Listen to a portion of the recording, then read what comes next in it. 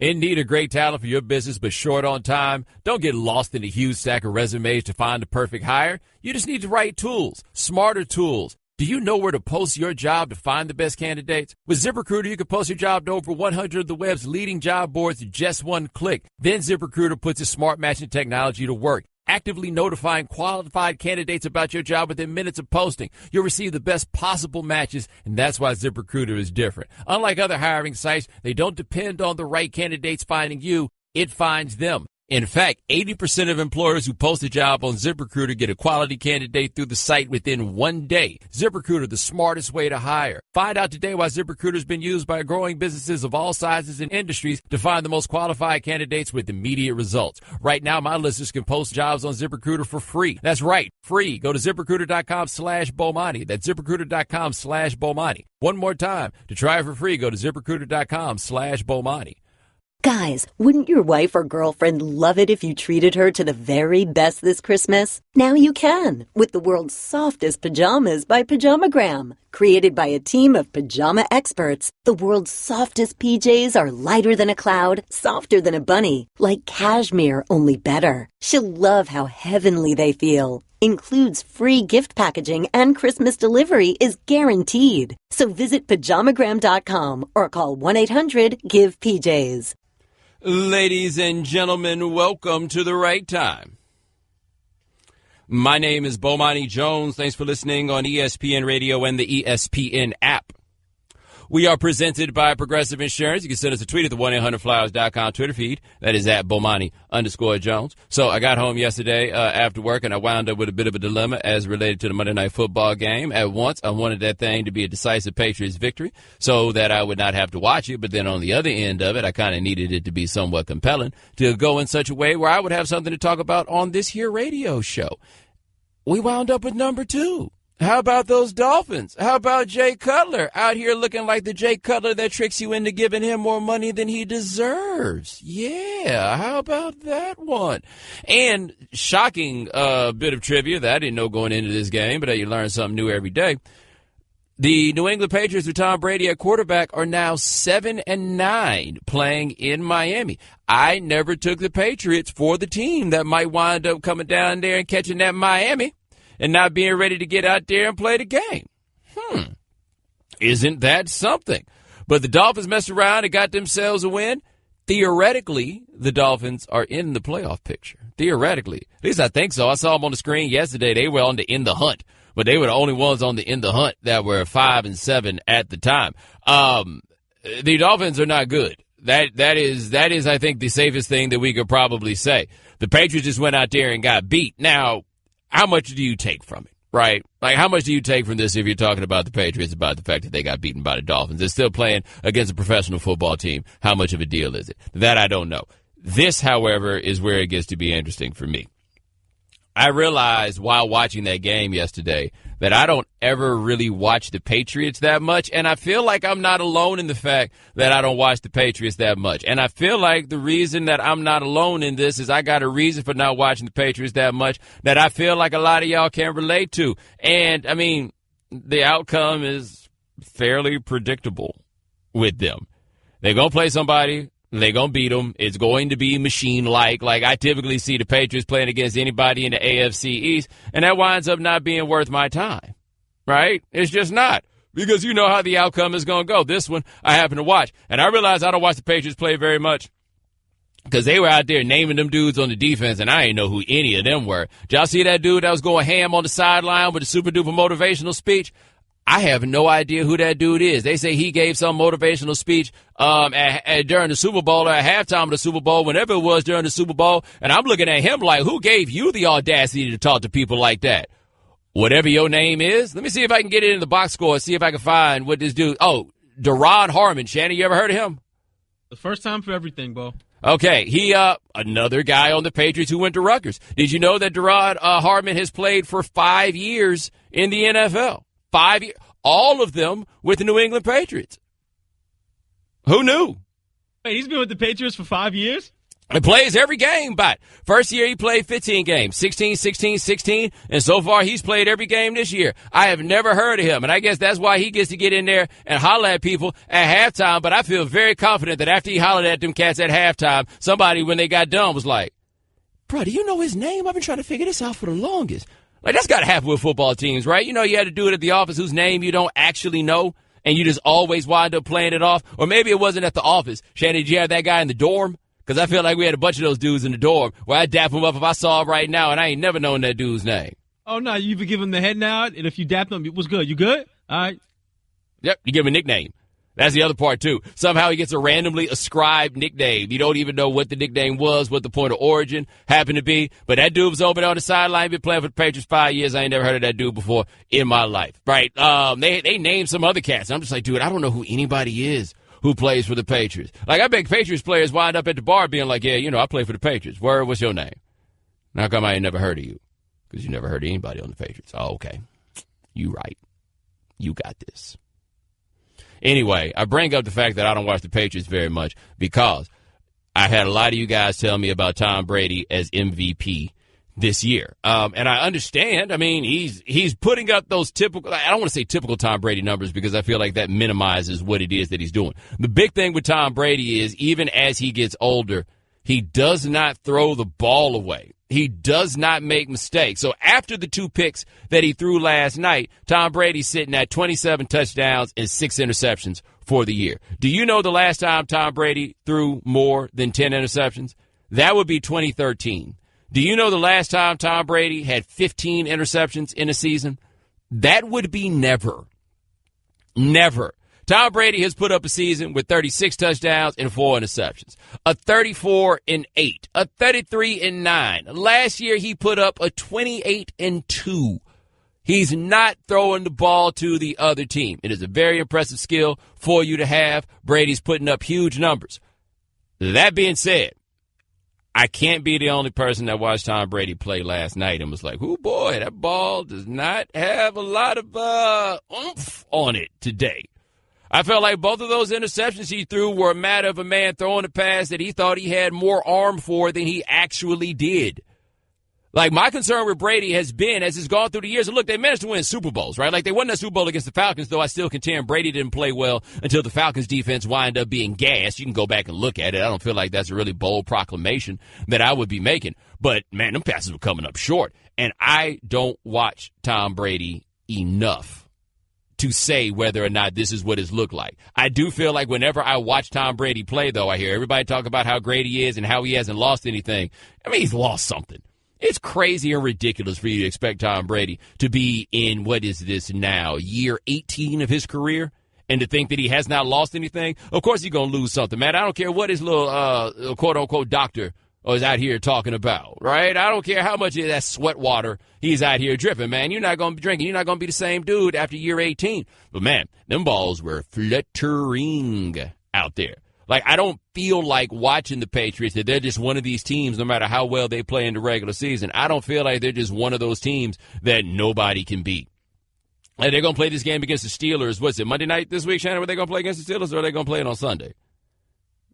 Yeah, they play Sunday. They play Sunday? All right.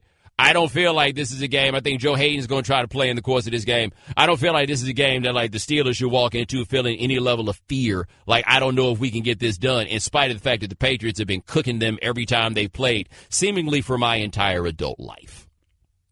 I don't feel like this is one of those. I just don't. So Brady came out there, and he did not have a good game. I think if I had to point at anybody, it would probably be him, especially if you're going to make the decision, you the Patriots, that you're only going to run the ball 10 times. Whole game, 10 times. That's all they were going to do. Luckily, I'm already out of the fantasy playoffs, so what they did to Deion Lewis doesn't really matter that much to me. Nope, I'm just in the consolation bracket. Well, there's one factor in regards to the Patriots and Brady last night that we have to discuss, and that's not having Gronkowski, right? Yeah, well, there's that, right? We have the fact that they did not have Gronk. Like, we got more to that. To me, though, I think there's a more interesting question, which is not so much about the fact that they did not have Gronk, but the fact that they did have Dwayne Allen. And I thought that the reason that they got Dwayne Allen is you have to reasonably assume that you're going to wind up in a situation where you do not have Gronk, right? No matter what the season's going to be. So you figure, okay, let's get another tight end who's not Gronk, but who can do somewhat dynamic things, and we go from there. Martellus Bennett was that guy for them last year. Dwayne Allen was a guy that we were a lot happier about when he was younger, and he thought that he could be that dude. Dwayne Allen gave them nothing. But this is where I'm confused on it. I didn't feel like watching that game that the problems that Tom Brady were having were because Rob Gronkowski was not there. I just thought he didn't play well. Like, that's what I thought they had. I just thought he did not play well. So maybe if Gronk's there, he plays better, I suppose. But, like, the ball that he underthrew to Cooks that wound up being that one pick, hey, man, I don't feel like Gronk was going to be the one to create a solution there. Like, nah, Gronk actually going to go back there and throw the ball 4 times and it's going to go a little bit farther. Computer, execute 12.4p operation. Optimizing algorithm. Running encryption packet alpha. Night. Oh, I don't feel so good. What is it, computer? Is it hot in here? It feels hot in here. I feel a little clammy. I should lie down or something. A computer with a virus? Surprising. What's not surprising? How much you could save by switching to Geico. Those oysters Rockefeller were a mistake. Geico. 15 minutes could save you 15% or more. Ladies and gentlemen, welcome back to The Right Time. My name is Bomani Jones. Thanks for listening on ESPN Radio and the ESPN app. We are presented by Progressive Insurance. Aaron Schatz of FootballOutsiders.com will join us next segment. Aaron Schatz will join us at 4:30 Eastern. 888-729-3776. That is our telephone number. And hey, it's time for Straight Talk, brought to you by Straight Talk Wireless. Best phones, best networks, no contracts. By the way, this is a good day for you guys to call in with your Why I Quit Football stories. That's not a request, it's a demand. Anyway, we were just talking a second ago about the Patriots and the Dolphins. Dolphins got a victory. I don't think any of us would have expected, although, once again, it appears that maybe this is the toughest thing for the Patriots. Patriots in the Tom Brady era, with Tom Brady at quarterback at the very least, are 7-9 with against the Dolphins in Miami. I don't know. Maybe they out kicking it too hard. I don't have a great answer for you, but there we go. We have that little factoid right there. Now, the thing we had last night was that the Patriots did not have Rob Gronkowski, and here's Tom Brady after the game talking about not having Rob Gronkowski. It's just a coincidence that the struggles time without Gronk to go to, what kind of effect that was not having him to go to, had a big effect on the offense. Yeah, I mean, he's a great player, so anytime he's out there, it helps us. But we got some other good players, and, like I said, we tried to spread the ball around quite a bit, but just couldn't quite, make enough plays. And, I got to throw the ball better, and that's where it starts with me. Well, one thing I found interesting about that game, by the way, with Sean McDonough and John Gruden, they kept talking about Gronk not being there, but nobody seemed to explain why. Like, you would have thought Gronk had gotten caught in traffic. Like, yeah, we know Gronk's not here. Why is Gronk not here? I don't know, he just didn't feel like he just ain't make it. But yeah, Gronk, he caught a suspension for what happened with Tre'Davious White. I don't know. I just thought Brady looked bad. I did. Now, one thing I do feel about Brady, no matter how it is that you feel about him, I do find that in situations like this, Brady's answer is going to be, I need to play better, which I feel like is the answer that you want from your quarterback under a circumstance like that. And I think he was right. Like, this is one where Tom Brady needs to play better. Tom Brady was clearly and thoroughly outplayed in this game by, what's his name? Jay Cutler. Yeah, that's the point we're at now with Jay Cutler, by the way, that he is officially on what's-his-name status. So, yeah, that's where he was outplayed in that game by Jay Cutler. Jay Cutler was making throws that I don't think Tom Brady can make. Like, that I think was perhaps the most interesting part of it, was just watching that and being like, ooh, boy, look at the way the ball flies out of his hand. Then I'm looking at Brady like, ooh, why that ball taking so long to get there? That's a little bit strange. Anyway, here's Bill Belichick. He's talking a little bit about the Dolphins' defense, who I guess we do, need to give a little credit to, right? How do you thought your defense played at times when they had to come up with stops as the game went along? I mean, at times there were things that were good in the game. It just wasn't, we didn't score enough points. We gave up too many to win. So, it was competitive, but it just wasn't good enough. They did a better job than we did in all 3 areas of the game. Let's just give them credit. No, I'll play that one more time, because I'm going to let you hear what Belichick had to say, and then I'm going to summarize it for you. How do you thought your defense played at times when they had to come up with stops as the game went along? I mean, at times there were things that were good in the game. It just wasn't, we didn't score enough points. We gave up too many to win. So, it was competitive, but it just wasn't good enough. They did a better job than we did in all 3 areas of the game. Let's just give them credit. He might as well have just said, "Fool, can you count?" Or, "We lost." Like, all he said right there was, "We lost." That was it. They scored more points than we did. That was it. That was it. Now, one thing about this, we talked about the Gronkowski thing and everything else. The Dolphins are a little thin at corner. They brought a corner out there, and Jay Gruden was like, "I haven't seen this dude play all year on the film." Here's what Belichick said about why they don't force any one player. I don't know how many times we've been through this. We call a play, we run the route, based on the coverage they're in, the decision the quarterback makes, throw the ball to the open guy. We don't go back and throw it to one guy. Like, we're going to throw 10 passes to a receiver, we're going to throw 10 passes to a tight end. It's based on that route, it's based on the coverage, it's based on the quarterback, the decision the quarterback makes on that play. So we can look at each play, go through each read, talk to the quarterback, and try to answer your question that way. Like, I just can't do that right now. Like, no, we won't try to throw every pass to one guy. We never do that. It's more piercing. Their coverage was dictating the plan to certain coverage. I mean, we threw the ball at everybody. We didn't really hit much anything. Shannon, would you ever want to talk to Bill Belichick after a game? Like, especially after a loss? You sure that was after a loss? Like, the sound with him, man, he sounds the same whether it's a loss or a win. How depressing did that sound, though, man? Ugh. I mean, like, playing for them just does not seem to be fun. Like, you have to really love winning, I feel like, to play with them, where there has to be nothing in this world that you love more than winning. And I understand that people will then say, well, that's what it should be if you're an athlete or whatever it is, and nothing should be more important than winning, so forth and so on. Okay, I get that. But, man, it seems like the only thing you get out of that with the Patriots is winning. You know they're not going to want to try to pay you, right? Like, it's not like you're going to get your bread right messing around with them or anything like that. Like, nah, bruh. All you getting out of that is victories. That's it. Because I ain't going to learn your name, as evidenced by the fact that I was watching that game. I don't know who any of those players are. All right, Shannon, I'm going to go through this. Like, while we're here on this, I'm going to try to find some cats that are in, just go through the defense. Because I feel like the offense, we halfway know who their guys are, right? They got them fan favorites. They stand out. You remember when you see them. Now, on defense, let me ask you this, Shannon. Have you ever heard of Marquise Flowers? Is that the guy with the dreads? I guess it's possible. Lawrence Guy, are you up on him? Nah. Landon Roberts? Nope. I heard of him at least. Jonathan Freeney. Wait, that's not Dwight? No. Spelled different and everything. Johnson Batamosi? Of course not. Trevor Riley? Mm-mm. Eric Rowe? Nope. Eric Lee? Sorry. Jonathan Jones? No, he's not a writer. Oh, well, then no. Then no. Adam Butler, Jordan Richards, Nicholas Grigsby, Jacob Hollister.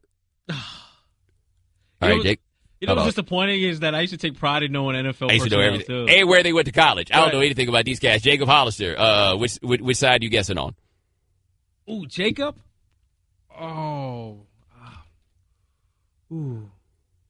Jacob Hollister. Give me a position. Tight end.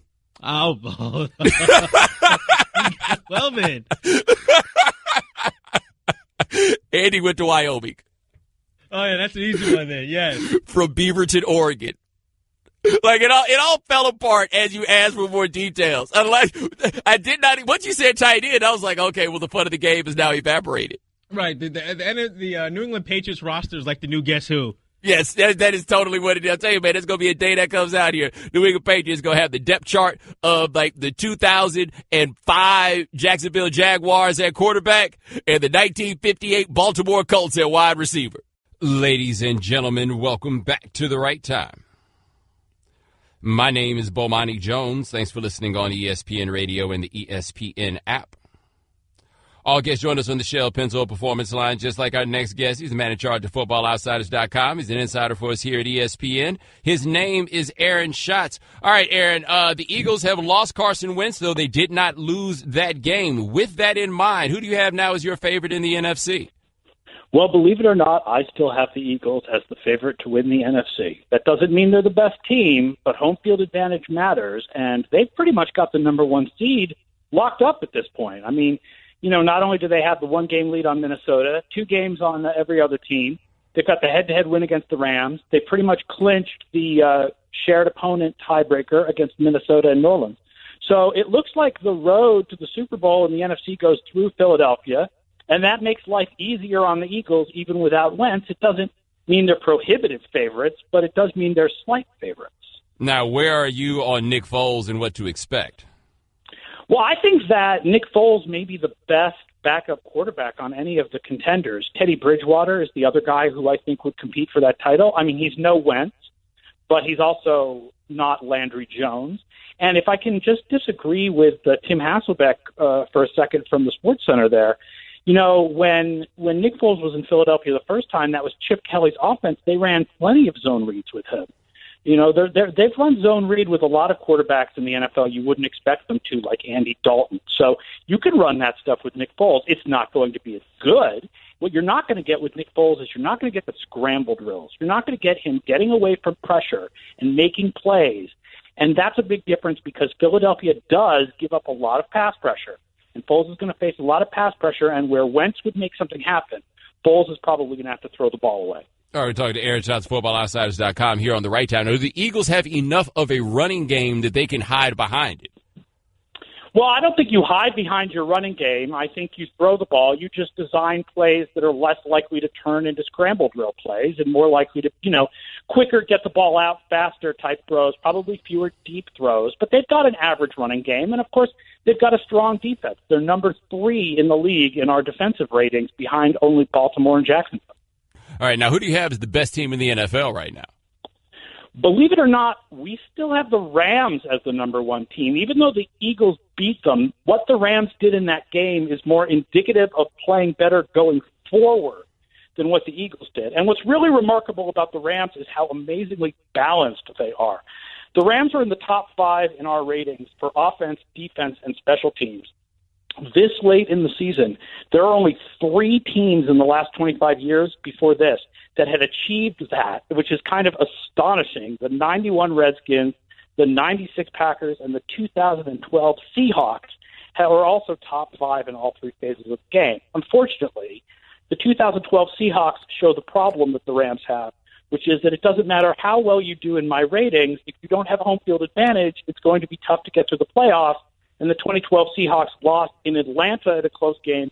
And the Rams are probably going to have to go to Minnesota or Philadelphia or possibly both.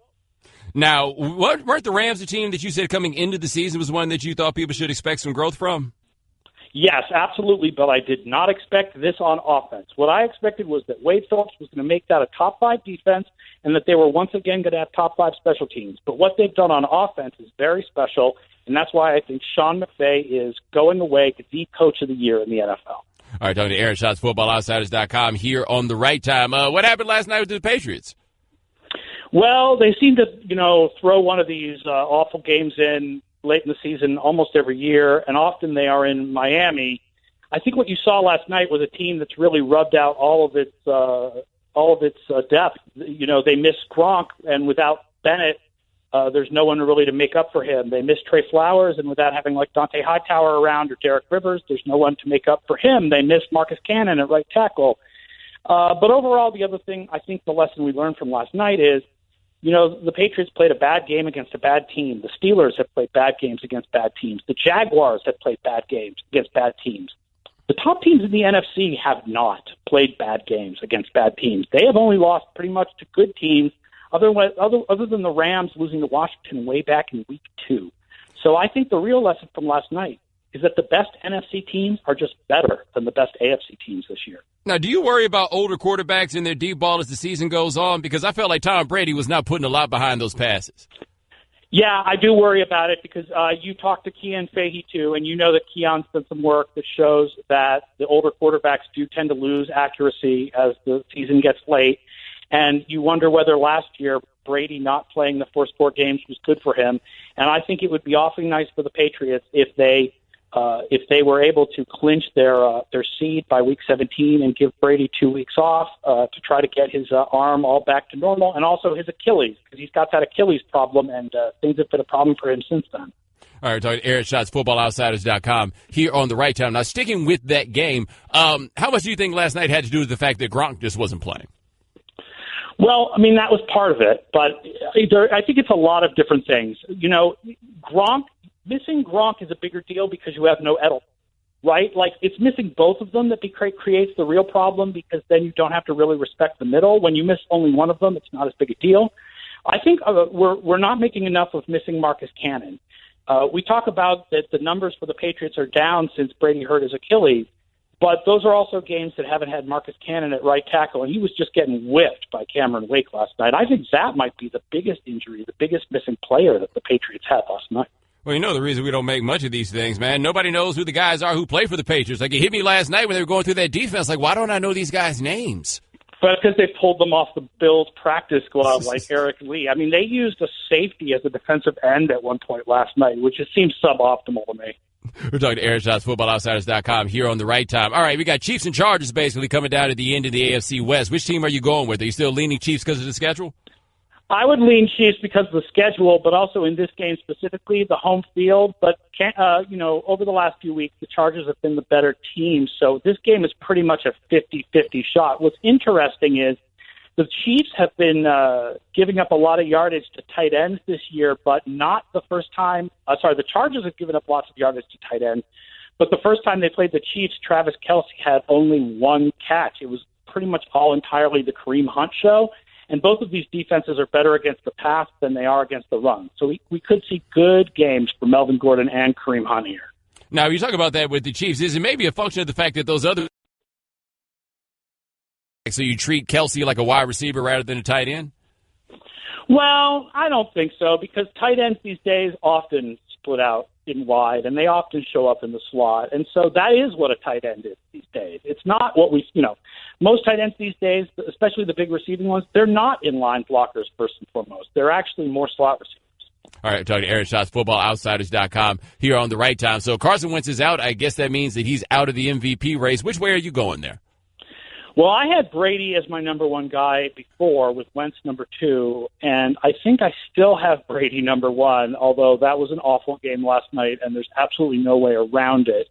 But he had such a big lead over the rest of the league's quarterbacks in our value ratings that he's still number one even after the poor game that he had this week. I think if you think to yourself that a guy's got to play pretty much the whole season to be the MVP, then I think Drew Brees now becomes number two. And Russell Wilson, number three. Now, I realize Russell Wilson struggled this week, but a lot of that is just how good the Jaguars' pass defense is. And I think if you adjust for the fact that they are so good, Wilson's game this week was not that bad. And, of course, he's such a one-man team for them. I love Antonio Brown, and he's so important. It's just really hard to pick a non-quarterback. That's just the way the NFL is. The quarterback position is so important. What they really need to have are two awards. A most valuable quarterback award and a most valuable player award, non-quarterback, that you could give to a running back, to a wide receiver, or to a defensive player like Aaron Donald.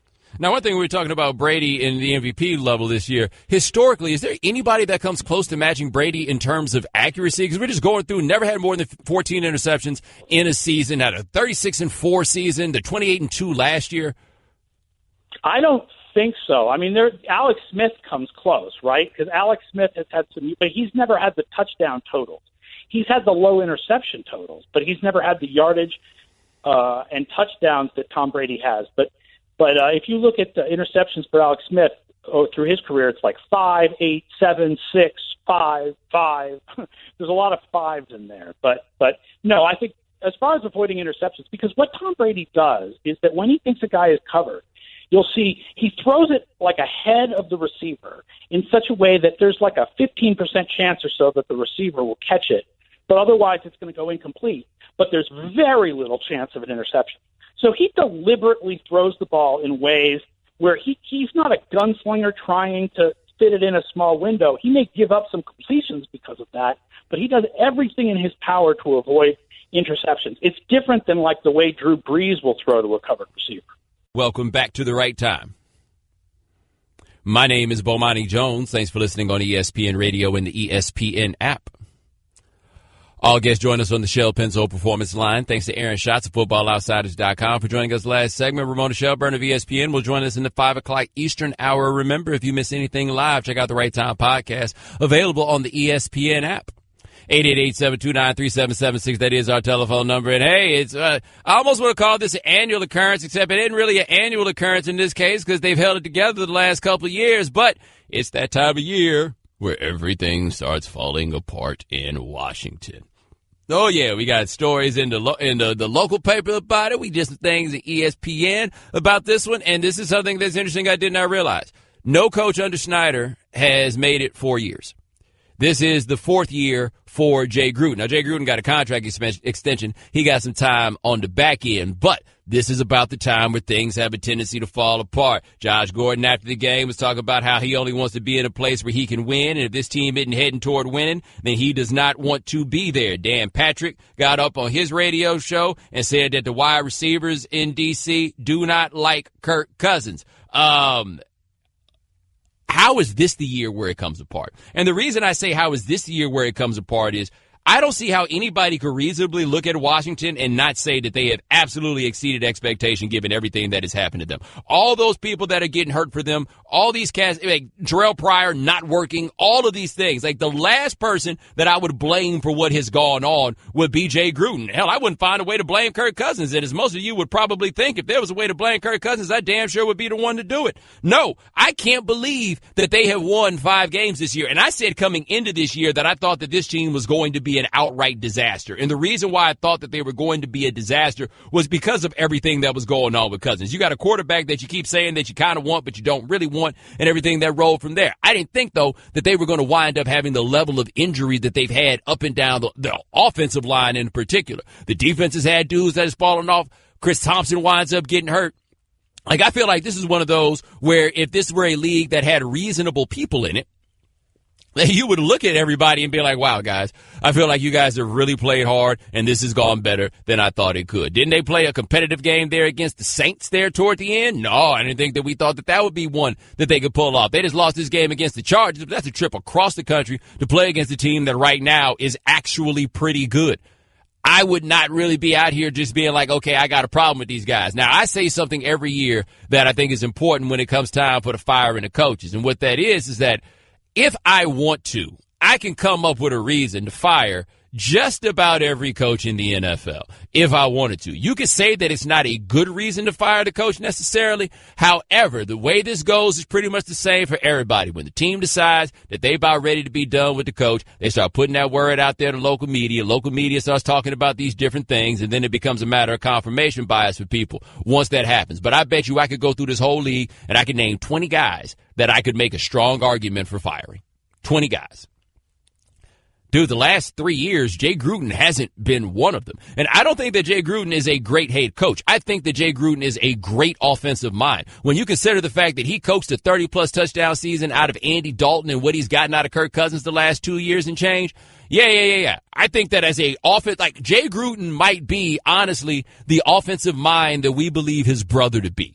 That doesn't mean I want him to be the head coach necessarily, but I do think that that fact exists. But I don't think that you can look at what this team has been and been like, yeah, the problem this year has been the head coach. Now, if you wanted to blame somebody on the staff, maybe the person that you wind up blaming is the trainer, right? Strength coach, whoever it is that's responsible for all these cats out here getting this buyout and getting hurt. But once the whispers start happening around this particular team that things are going bad, it snowballs. And the reason why it snowballs is there's some people that they only know how to exist in chaos. I don't know if you've ever dated any of them, but I have, and they can only exist in chaos. It can be rolling well, it can be rolling good, and then one little thing goes bad, and the next thing you know, we all about to be drowning and swimming in chaos, because chaos is the only state of affairs that they know. This franchise, for at least all of my adult life, has only known chaos in one form or another. And now they got that whiff.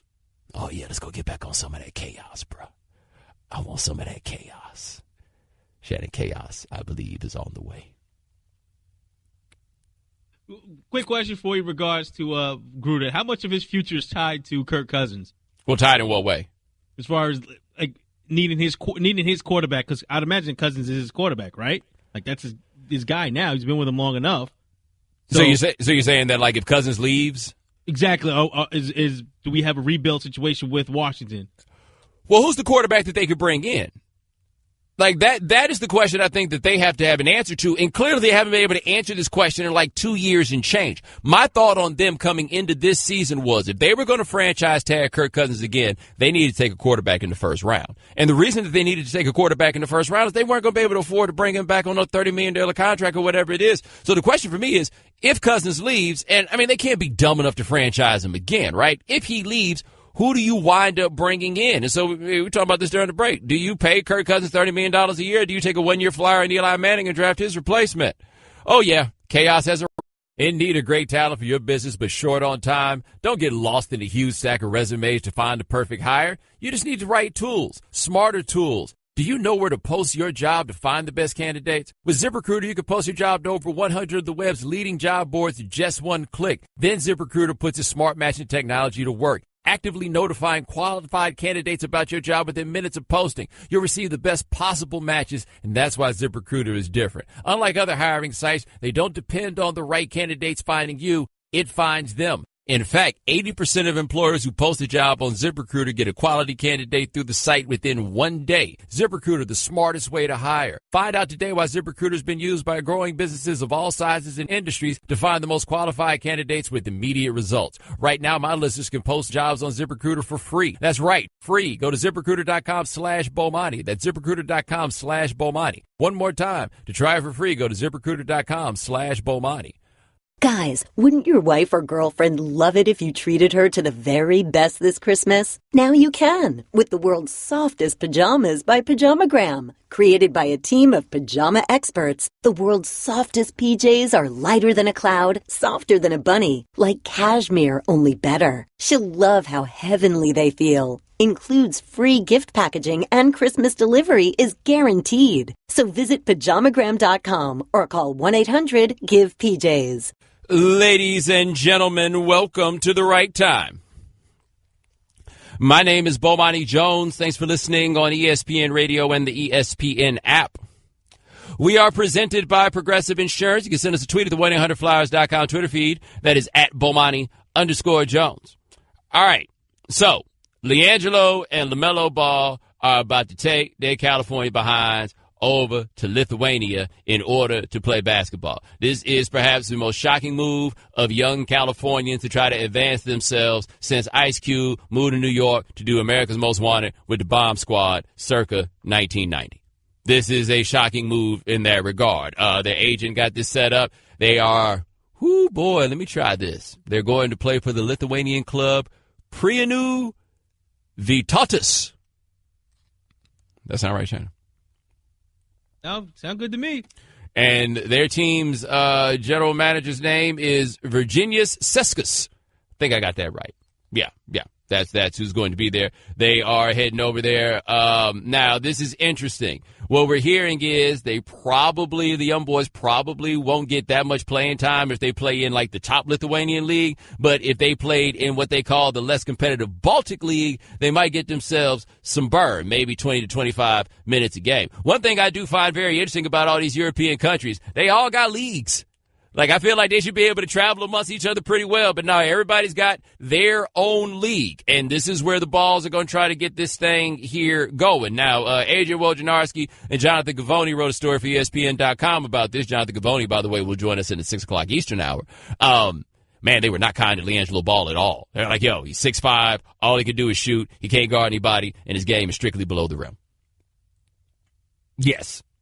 Strictly below the rim. That is what they're saying about him. No one is being particularly kind toward him. And LaMelo was 16 years old. And I am very curious to know how this is going to go for LaMelo Ball being 16 years old in Lithuania. I should talk to my brother about this because I think I've told you guys this, but when I was very young, we lived in Nigeria for a year. I was 3 when we moved. I think I turned 4 right after we got back. But my brother's 13 years older than me, so he's like 16 when we went over there. I think my sister was like 13, 14, somewhere in that range when we went over. And, man, high school is awkward enough time as is to be going over there to Lithuania. I also want to see how this goes when LaMelo Ball shows up over there thinking that he's somebody because he LaMelo Ball. He got that funny-looking haircut and everything else, and they're going to be putting that youngster in check. They are going to spend a great deal of time putting that youngster in check. Also, Shannon, correct me if I'm wrong, getting that young man a little bit light in the trousers to be out here trying to play this ball with grown-ups. And that's the thing. Yeah, he can score, but he can't really play any D, so I'd imagine that they're going to be pretty tough and physical with him. Well, so think about this. Imagine being 16 years old, not just running into a grown man screen, but a screen from a dude in the Lithuanian league. We start talking about dudes that's on some can't go back. No, the Lithuanian cats are not like, yo, I can't go back. They're like, yo, I'm trying to get out of here, and then when I get out of here, then I will not be able to go back. But I got to get gone here. It also doesn't help, to be fair. I think we all need to be honest about this to a degree, man. What we really know about Lithuania, right?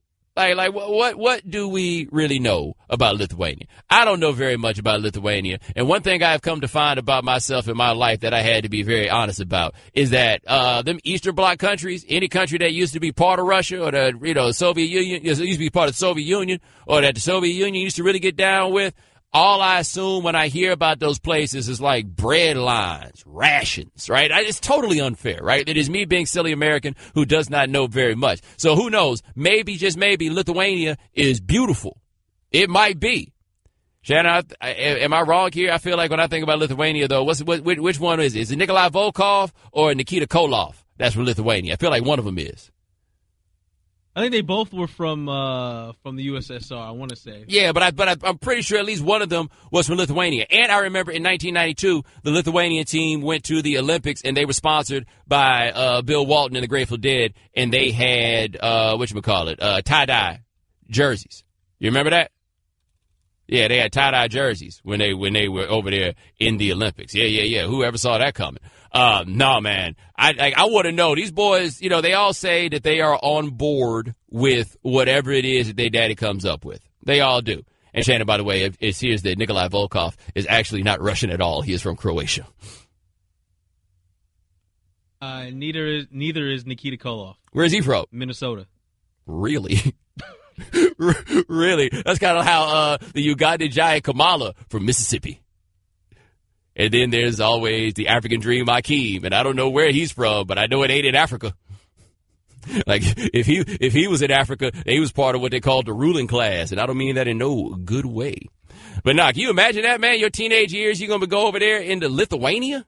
You think that does not sound like the groove. And you know what it feels like to me? The biggest reason why all of this has to happen? They got to do this because otherwise, what chance does LiAngelo Ball have to make it anywhere if they don't do this? You see what I mean? Like, look, people think that LaMelo Ball has an NBA future. Lonzo Ball obviously had an NBA future. Nobody thinks LiAngelo Ball has an NBA future, and LiAngelo's daddy really, really, really wants for LiAngelo and the other two boys, he wants them to all play together. That's it. That's what he wants. I feel more and more like poor Lonzo's out here like Michael Jackson in the Jackson 5. Like, damn, I got to bring them everywhere? Are you serious? I got to bring them here again? Shannon, did you know that Michael Jackson did not have a tour after Thriller because his parents made him go do a tour with his brothers, the Victory Joint? Which is one of the greatest travesties in musical history, the fact that we didn't get a Thriller tour. Nope. Why? Because he got to drag his brothers along. Tito needs some shine. So Mike had to give his shine to Tito in order to keep this thing going. Is that what's going on here, that they got to do all of this so that the Vanessa Hustle of the crew can also get on? Is that, how about this, Shannon? How surprised would you be if LiAngelo got over there to Lithuania and found his version of Dabnus Bricky? An older lady who perhaps does not have as much going for her as they would like, his parents would perhaps like, but love is love, and that's what he wants to find. You think there's any chance? Heathcliff loved Dabnus because Dabnus can fix things. He could fix things. He can fix things around the house, so maybe that's LiAngelo's niche. He find his niche, get in somewhere. Or maybe they going to find somebody like that Venezuelan woman that Steven Jackson said that he found. Remember Stephen Jackson said he got to Venezuela, said he ain't speaking no Spanish, said he found a woman who even went out and found him some smoke, even though she ain't smoke. It's a good woman, by the way. Remember when he said that? Maybe that's what that's going to be. And I'm glad you brought up the Stephen Jackson point, because a lot of times with these guys, when they go overseas, they're by themselves. Yeah, they might have a family member or two, but at least in this situation, you'll have the brothers and they'll be together. They'll play together and they'll be together. And in addition to having whatever family members that'll join them as well. And you know that reality television show about a Lithuanian basketball family is coming. Got to. I'm actually mad at myself, man. You know, there was in New York this weekend. They did a pop-up shop situation on Sunday, and it was too cold for me to go down there and check it out. But they had people like there to check them out and get autographs. I saw some little new dude was outside with that new dude haircut that LaMelo has. It might have been Odell Beckham, to be honest. I don't know. I didn't really look that close to see exactly who it was. I was thinking about this in regards to the whole Ball family now, this latest tournament with the going to Lithuania. And Clinton Yates, who fills in for us here from the Undefeated, he called it the Balls, the Ball-Dash-ins. And doesn't this just seem like the next episode in a reality show? Like next season, the Balls, LiAngelo and LaMelo, are going to Lithuania. Like yep. It's like it's being produced almost. Yeah, but here's the other thing I think is interesting about this is, if you like these guys or you're optimistic about them or you want them to do well, then you can make the argument that this is perhaps better for them than going to college. They'll play against a higher level of competition and all of that stuff. If you don't like them, then you're like, wow, you sending them boys over there to Lithuania. Has anybody answered how much money they're going to get paid while they're going over there? Because that is the part that I'm curious about. I don't know what Lithuania basketball pays. Now, it also appears that the league would like to have them there because it will give them more publicity. And I read something that said that Virginia Seskus, the head coach and general manager, has been described as the LeVar Ball of Lithuania. So that means we're going to have a Lithuanian LeVar Ball and we're going to have a Los Angeles Virginia Seskus, all that together. So how's this going to go when Mr. Seskus starts doing things that LeVar does not like? LeVar going to start acting ham about him too? Because I don't really know anything about how they do in Lithuanian basketball, but I feel like their coaches are more likely to square up with you over there. No. Lithuania, their souls have seen rivers. Ancient, dusky rivers. I don't think anybody wants any problems with that. Also, Shannon, 1,700-seat arena. 1,700-seat arena. I bet Chino Hill's got a bigger arena than that. I was doing some reading up on this and the fact that the team, they don't really have that much money and they don't really practice regularly due to poor financial situation. So what's the point? Like, I think the real value of this for them would be practice. And remember, what I've read about most EuroLeague teams is they practice a lot. Like, a lot to the point of being too much. So the league doesn't have no money. They can't really practice like that. And the tickets cost about $6. Watch out. You know what that sounds like to me? Tickets only cost $6. It sounds like the kind of arena where people throw stuff at you. No. Step those ticket prices up. Let's try to get some of this riffraff up out of here, eh? I just saved hundreds of dollars by switching to Geico. I'm so happy, I feel like I can fly. Disclaimer, you will not be able to fly by switching to Geico. This is against the laws of physics and nature. If you find yourself flying, please seek professional and or medical help immediately. In the unlikely event you find yourself flying, you might be a superhero, or a pigeon, or a superhero named Pidgewoman, who was bitten by a radioactive pigeon. If you are indeed Pidgewoman, Geico retains all licensing publishing rights in the event Pidgewoman the movie becomes a top-grossing Hollywood blockbuster. Geico. 15 minutes could save you 15% or more. My name is Bomani Jones. Thanks for listening on ESPN Radio and the ESPN app. We are presented by Progressive Insurance. Ramona Shelburne of ESPN will join us next segment. Ramona Shelburne will join us at 5:30 Eastern. She's got a story on Joel Embiid, all that trolling he be doing. ESPN Radio is brought to you by Upside.com, giving all business travelers the gift of a better business travel experience this holiday season. Upside.com. All right, 888-729-3776. That is our telephone number. And thanks to Shannon for his amazing research. Just to confirm for you guys, yes, they did act like Nikolai Volkov was from Lithuania. They made him Lithuanian. Shannon, I actually applaud the WWF at the time for doing that. Because they know damn well they didn't have to get into all that detail. All that was Russia. Every single bit of that Russia in the minds of people. They need to break Russia into no little groups. It's all Russia. Hell, it's still Russia right now, as far as most people happen to be concerned in our geographically inept country. Anyway, so So, Jerry Jones is still fighting this Roger Goodell thing. Y'all may have heard that Roger Goodell got his contract extension. Shannon, I don't know if you saw this, but Roger Goodell says that any use of a flight, any use of a plane, he will be paying for himself. He was not able to get the plane in his negotiations. Wow, that's unfortunate. I ain't have no problem with him asking for that, by the way. I had no problem with him. Get everything that you can get, Raj, right? Just because you a hustler just like I'm a hustler. Get everything in the world that you can get. I really didn't have any problems with that. But it was not unanimous, as you may have heard, and Arthur Blank said he was disappointed that it was not unanimous. And, of course, all of us were like, gee, I wonder what owner or owners may have been voting against this. And, of course, it was Jerry Jones, because Jerry Jones is still on the kick of, why are we doing this right now? Why don't we wait? And, by the way, I don't really have much of a counterpoint for Jerry Jones on that one. Now, I guess, Jerry Jones is out here like, let's treat him like we treat these players.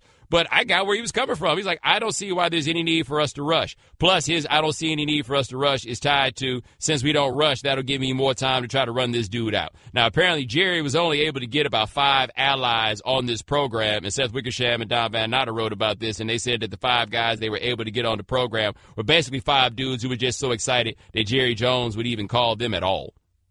And they were just gassed at the idea that they could even hear from Jerry Jones, which has me wondering who it is that these new owners are who are just so excited to get Jerry Jones on the telephone. Like, Shannon, I don't think I would care about getting Jerry Jones on the telephone, and I'm not an owner. Like, am I tripping? I don't know. Maybe this helps them get to the big boy table next Thanksgiving. I don't know. Maybe that's it, right? Like, I can get into the Jerry crew. Because I do think that strategically there would be something to that. That that Raj is not – Raj ain't going to be there for so long. You try to get there on the Jerry crew. The other thing that I thought was interesting about this is Jerry tried to take it a secret ballot. And apparently the NFL only does secret ballot when it's like really, really crucial, like it's really, really important. But Jerry wanted to get this thing to a secret ballot. He was doing everything he could to get him out here. Now, Jerry did an interview on 105.3 The Fan in Dallas. That's his radio show at the radio station that won't never clear the sound, so we often can't do much with it, but we're going to do it today. And this is what Jerry had to say about the Goodell thing. Quote, I'm not going to get into details, but the resolution I put in is still in place. This is why we have the meetings. I am looking forward to it. It will be a great opportunity. We will be able to get some meaningful things done because of what we have done over the last few months. Shannon, what that mean? Like, did you get anything from that? Still trying to parse through that. I continue because I know it's a longer quote, right? Well, no, that's what I got here. Now, here's what he did. He put in a proposal. And the proposal argues for a 6-month, quote, moratorium on any and all actions taken pursuant to Goodell's new contract, specifically that the commissioner's extension is not finalized during some moratorium. All he's trying to do is buy time. There's nothing funnier in this world than somebody just like, look, man, just give me a little time, man. Just give me a little time. Jerry sounds like a dude who's trying to get a little extra time to pay a bill. Like, hey, look, let's do this. How about... this is exactly what he's doing. There's some states where it is illegal to cut people's heat off in the winter, right? Like whatever the bill is that's on the heat, you can't cut it off in the winter because it's just inhumane to leave them in there to freeze. So I imagine there's all kinds of people that try to stretch their heating bill out just long enough until they get to that window where it gets to be too late for them to cut off the heat, and they figure they can push it there, and they buy themselves a little bit more time. That's Jerry Jones right there. Jerry's just like, look, man, I can get you in a couple of weeks, man. Look, just give it a little time. Just look. Just give me a little bit of time. I get a little bit of time. And then we going to get this taken care of, all right? We going to get this straight, but we ain't got to do it right now. Like what y'all really tripping on this little bit of money right now? Nah, baby, we got plenty of time. I want to know, and I didn't see this, did Roger Goodell get a signing bonus in there? Because that signing bonus will determine how much Roger Goodell actually cares about this. Because they don't try to wait no 6 more months for no signing bonus. No, I'm going to need that right now. Right now, at this moment. And it would not surprise me if Roger Goodell is like, just so you guys know, I am a legal resident of the state of Florida. I may know a little something about that. Anyway, here's my thing for Roger Goodell, though, on this one. Even if Jerry can't push this off, when is Jerry going to give up? Do you think Jerry gives up after the contract goes through? Or do you think Jerry makes the decision to make life hard on Roger Goodell at every turn? Which way do you think this goes? Like, do you think that Jerry's going to be like, okay, once this is done, I can't do anything about it, and he goes back to being jovial, amiable Jerry Jones? Or do you think that Jerry Jones, once this goes through, turns it up even more? That's what I don't have an answer for. Something tells me he's going to get this thing cracking. Shannon, what you think? It's not over, is it? Like we thought it was over once Goodell signed. This thing is not over. And as you pointed out earlier, Jerry's not letting this go. No. You think Jerry's about losing? Well, okay. There's a 20-something-year argument that he might be a little more tolerant of losing than some might think. But I don't think he's trying to lose to no Roger Goodell. Like, he could appreciate his football team going to lose. Them's just the breaks. He ain't trying to lose to Raj. Like, dude, you work for me. Jerry lost, though. Oh, well. Ladies and gentlemen, welcome back to The Right Time. My name is Bomani Jones. Thanks for listening on ESPN Radio and the ESPN app. All guests join us on the Shell Pennzoil Performance Line, just like our next guest. Check her out on ESPN. Around the horn, she all over the place now. Her name is Ramona Shelburne. Now, Ramona, you just did a feature on Joel Embiid. How much fun is he in real life? Because I met him briefly, and I'll give him this. If nothing else, he's a hoot. He is, man. I mean, like, look, you know how there's different kinds of funny? Like, there's, like, Michelle Beadle is, like, the funniest person I know, and she's just funny, like, every second of the day, right? Like, she gets up in the morning, we're sitting in the makeup room, she's funny. I don't think Embiid's funny like that, okay? So he's kind of situationally funny. So he's super smart, really witty, always finds something interesting to say, which is the one thing that kind of drew me to the story is, like, yeah, he's funny on Twitter. He's got that internet courage, right? Which is one of my favorite lines of the story where he was like, yeah, it's all internet courage. I'm not really going out with Rihanna, right? I'm not really asking her out. I don't know what I would do if she said yes, you know.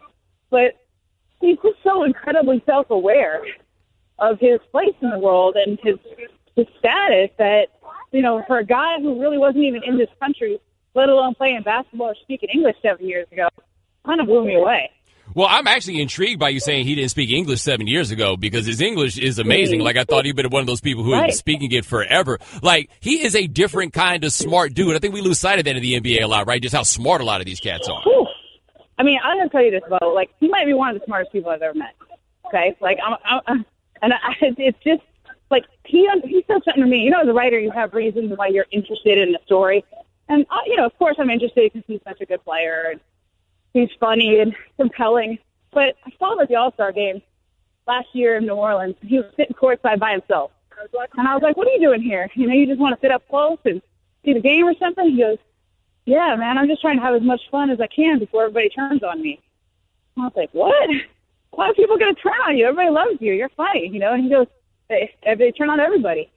And I was like, that understanding of the fame cycle was incredible to me. Like, somebody at the time 22, to understand that and to understand just that's what we do in this world. We chew you up and sit you out, you know, you're hot in 1 minute and then you're not. And then how does he get that? How does he know that about us? Our talking Ramona Shelburne of ESPN here on The Right Time. And I guess I also find that interesting because at that point last year, he really hadn't played any games. Like, it was all fresh and new, but he was also still largely anonymous. Yeah. I mean, I think one of the things that you get with him is because he's a foreign player, right, and because he didn't have a long career in college, 1 year at Kansas, you know, a lot of people didn't know what to make of him. And the Sixers didn't even know what they had, right? I mean, they knew he was good, but he didn't play his full rookie year. He shows up and, you know, it's a summer, I guess it's a spring, summer after his rookie year that he missed the whole time. And he's playing these pickup games and just dominating people. Like he's in, like, one of the best players you've ever seen, kind of, like, and this is the kid where they, you know, Robert Covington, who's who's kind of grown into this bigger role, he now sits and he goes, man, he was killing folks that night. He goes, I watched him and he was like, well, damn, right? And then he goes up to L.A. and he's playing these pickup games. Jamal offers, you know, he's always organizing these type of games. And Jamal said he would offer him a max contract right then and there. That was 2 years ago. And, you know, and we haven't got to see enough of it. But for all of us, it's kind of a revelation. But for the Sixers and people who've been watching this development, I think it's like they had a hope, a sense and a hope of what he could become if he could ever stay healthy. Now, did you get a handle of when he realized how good he could be? Because, I mean, it's not like when he was in high school, he was not seen as being that guy. When he got to Kansas, Andrew Wiggins was the guy we paid all the attention to. That's right. And, you know, he didn't even start in Kansas. You know who started ahead of him? Tarek Black. Right? That's right. So, I mean, he didn't even start. Like, and he, you know, I'm like I like Joseph Campbell, right? That's one of the guys that hero's journey. And as a writer, you get into all of that. And there's always a stage in somebody's development. It's the call to adventure, right? Like, you see something, you say, that's what I want. That's who I want to be. And for Embiid, that was back in 2009. He's in Cameroon, and he watches Kobe in the finals against the Orlando Magic. And Kobe was like, that was the first Kobe finals win after Shaq left, right? He was determined. And Embiid watched him play, and the way he just really didn't give a damn. Like, he would shoot 30 times, like, not apologize for any of it. And Embiid saw that, and he goes, man, I want to be like that someday. I mean, he didn't even play basketball at the time. So for him to see that and say, I want to be like that, whether that's in basketball or volleyball or whatever it was, that to me was like this call to adventure. It's like, I'm going to go to America. I'm going to play basketball. I don't know how I'm going to do it. I don't know how good I'm going to be. And he, obviously, if you see some old pictures of him when he was that age, he's really skinny. He has no muscles. He showed up in America. He didn't speak English. They used to call his nickname used to be the Big Quiet, because he didn't speak English. I mean, so this kid is still trying to, he saw this vision of Kobe back in 2009 and is trying to be that. It's like, the idea that he's already as good as he is, just a few years after he saw that and decided, I think I'm going to try to do it. It's pretty incredible. All right, talking to Ramona Shelburne of ESPN here on The Right Time. Now, I have talked about on this show that Joel talks a whole lot of trash, and I worry that one day he's going to come across the person who does not find this to be nearly as funny. He jokes that off, but do we have any handle how the other guys in the league feel about some of this? Look, for right now, it's fine. Everybody understands. Like, he's kind of like Draymond. You notice they have a little love thing going on now. He and Draymond, right? You hear them talking about each other. That it's kind of like that. I mean, and there's going to be a time when Joel is going to go too far, and somebody's going to, push back at it. It's probably going to happen on the court rather than social media, because you've already seen people get upset. Like Whiteside got upset with him, obviously, and Andre Drummond got upset with him. But then Embiid goes on the court and he plays, and I think that was something that became real clear to me as in reporting the story, that Embiid loves this stuff, right? And you're on Twitter, you know it. Like if you feed a troll, what does he do? Just get bigger. Right? Right. Like, you empower the troll. And I think that's that troll personality. Like, he wants all this on him. He wants that pressure. He doesn't care if it's hate or love. He just wants to feel it. And I think that's he comes alive when people boo him. He's like, when I'm on the road and the fans aren't cheering, I kind of get sleepy. Yeah. So it's fine for now when you're really good and your team's winning. But I agree with you. I think he'll probably cross the line one day. Yeah, I'll tell you this. I noticed he ain't talking that crazy as the Zebo. Like that one game against, I think it was Willie Green or Willie Reed. I mixed up which one. He talked crazy to him. He ain't talk crazy to DeAndre Jordan. I forgot what interview it was. Somebody asked him, "Are you worried about going too far?" He says, "Well, I'm a big guy." Right? I mean, he's 7'2". He's a legit 7'2". So there's not many people that he could say something to that physically can come at him. But you're right. There are a few. You're right. He didn't say anything to Debo. He didn't say anything to the other. It's going to be fun for us for years to come, though, right? Because that's what I root for, is like entertaining personalities who aren't afraid to put themselves out there and then try to back it up. All right, talking to Ramona Shelburne of ESPN here on The Right Time. Now, you are here like I am in New York City, except you are going to the Lakers and the Knicks game. Yeah. How things going with the Lakers these days with Lonzo? Well, so you added something at the end of that question. You said, how things going for the Lakers?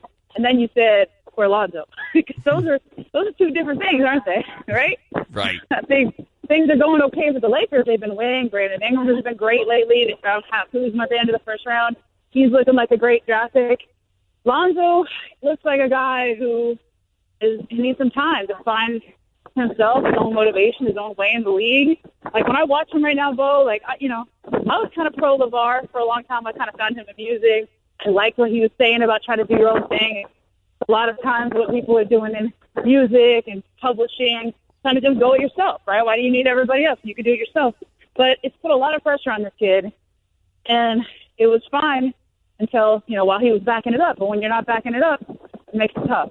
And I think you see Lonzo now, and there's these games where he's tentative. There's these games where he's passing up shots. It's tough. And, I watch him shoot sometimes. It's like 3 for 13, and the inside of his head is saying, "Oh man, I don't have it going. I'm just going to pass." But everybody else is saying, "You've got to keep being aggressive." So if he keeps shooting, and when they don't go in, it's a little rough. Now, how does the rest of the team handle everything that comes with having him there? Yeah, man. Look, everybody likes Lonzo. He's a nice kid. That's got that going for him, right? Plus, he's really unselfish. So his default is always going to be to try to make plays for everybody else, set them up, and make it good. But I think there's this sense of, when are you going to stand up to your dad? When are you going to break and be your own man? When are you going to break and do something different? That's been it's been escalating a little bit as LeVar has criticized the coaching staff. It's been escalating a little bit because I think teammates really like him. And people in L.A., of course, they want him to succeed because, people in L.A. don't handle it very well when the Lakers aren't good.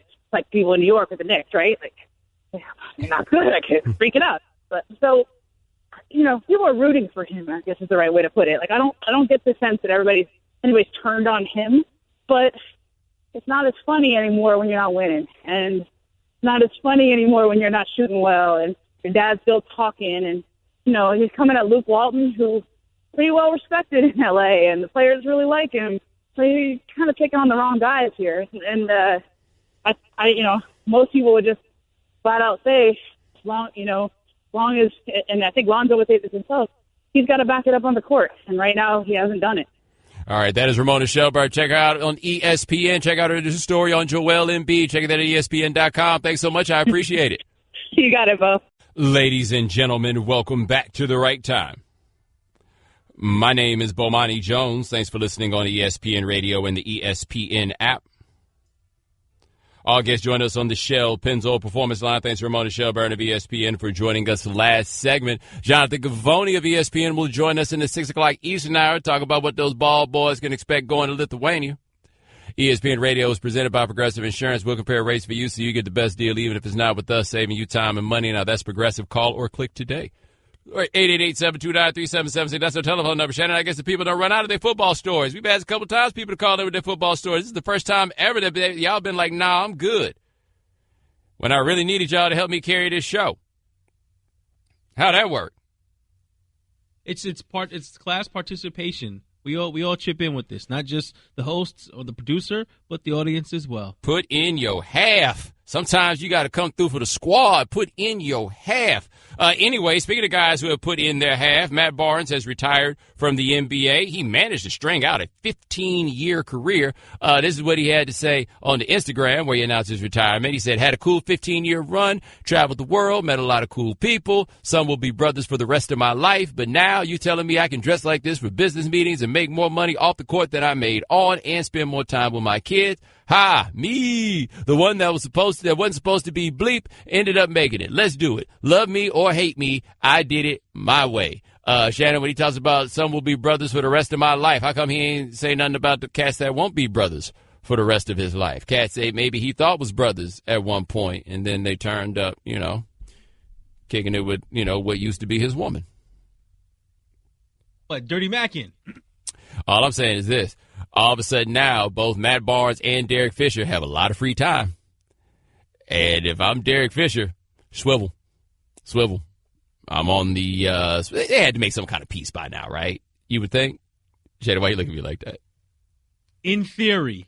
There should be a level of peace that has been achieved between them. But anyway, Matt Barnes being gone. So is Zach Randolph the last of that era that we have left? Right, now, granted, Randolph's was in the league, I guess, a couple years longer, or at least 1 year longer than Matt Barnes was. But, I mean, that era of oversized T-shirts and Air Force Ones and gaudy chains over your white T-shirt and everything else. I know Vince Carter's still here, but he don't count. Is that what you were about to say? I wasn't, but we still have the guys from, the 2003 draft, right? Because LeBron counts in that. Melo counts in that. Yeah, but they different cats than Zebo. Oh, no, right? no. I didn't say they were the same cat. I was just talking about guys, but I get your point. Yeah, but those guys were being molded. By the way, Nick Collison, 2003 draft, still in the league.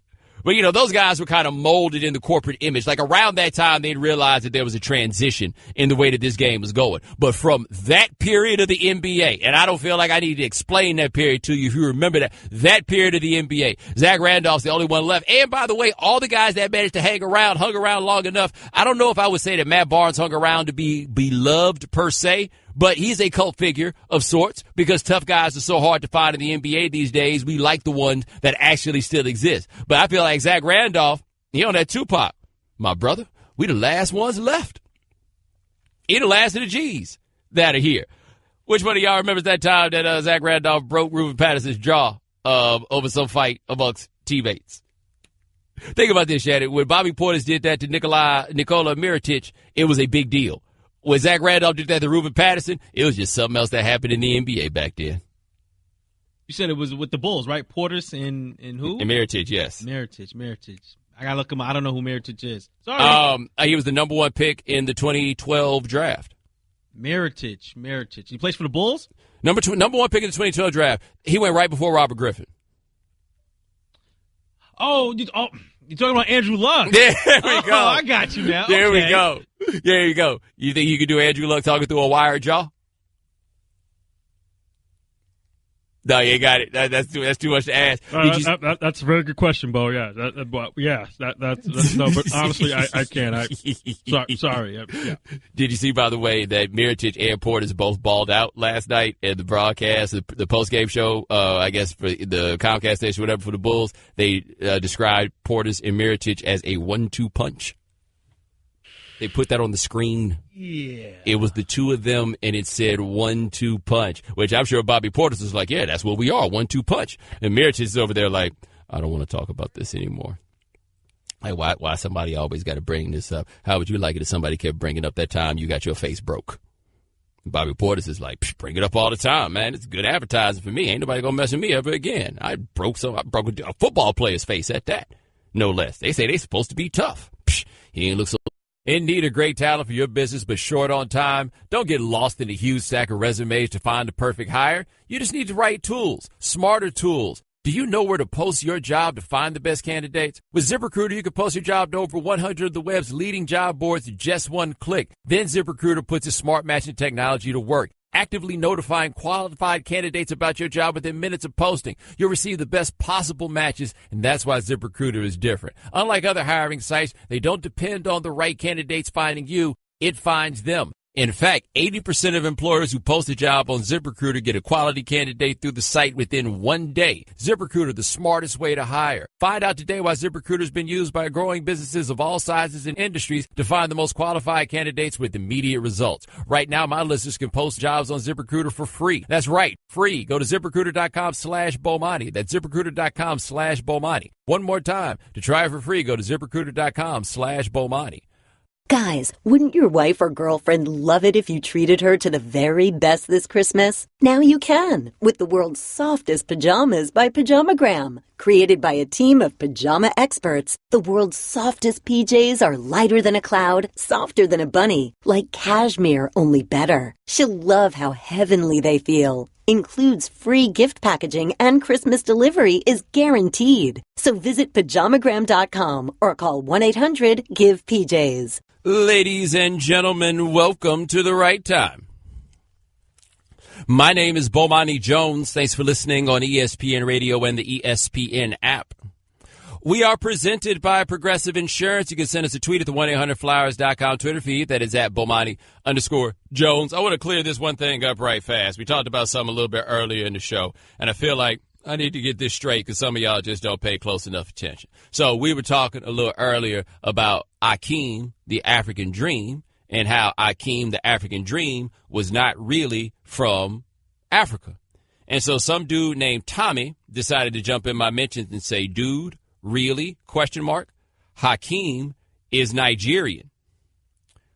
We're not talking about Akeem Olajuwon, man. We're talking about the African Dream Akeem. And Shannon, where's the African Dream Akeem from? Spartanburg, South Carolina.